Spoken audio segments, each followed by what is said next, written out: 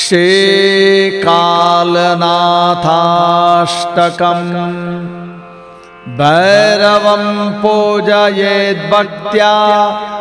स्रग्गन्धाभरणार्चनैः हविषा वापि ताम्बूलैर्माशापूपैः समर्चयेत् काश्यां निर्विघ्नवासाय भौमाष्टम्यां विशेषतः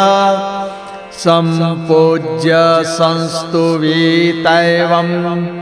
काश्यां श्रीकालभैरवं कपालमालिकाकण्ठं ज्वलत्पावकलोचनं कपालकरमत्युग्रं कलये कालभैरवं मणिपादुकपादाब्जं महाशूलकराम्बुजं कन्थाकञ्चुकसङ्क्रान्तं कलये कालभैरवं दिगम्बरं जपावर्णं जरामरणवर्जितं चारुचन्द्रजटाजूटं कलये कालभैरवं बालभानुप्रभाकारं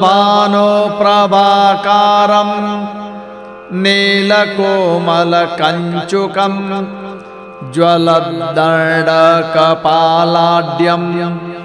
कलये कालभैरवं सुरारेवरदावाग्निं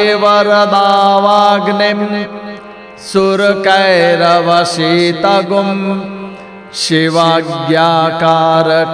साक्षात् कलये कालभैरवं यस्याज्ञया जगत्सर्वं स्थावरं जङ्गमं तथा वर्तते निर्भयं काश्यां कलये कालभैरवं य इदं कालनाथस्य पठेद्भक्त्याष्टकं नरः स एव लभते काशीं निर्विघ्नेन शिवाज्ञया तत्रैव वसते जन्तुः पूजनस्तवनेन च इति शिवरहस्यान्तर्गते स्कन्दप्रोक्तं कालनाथाष्टकम्।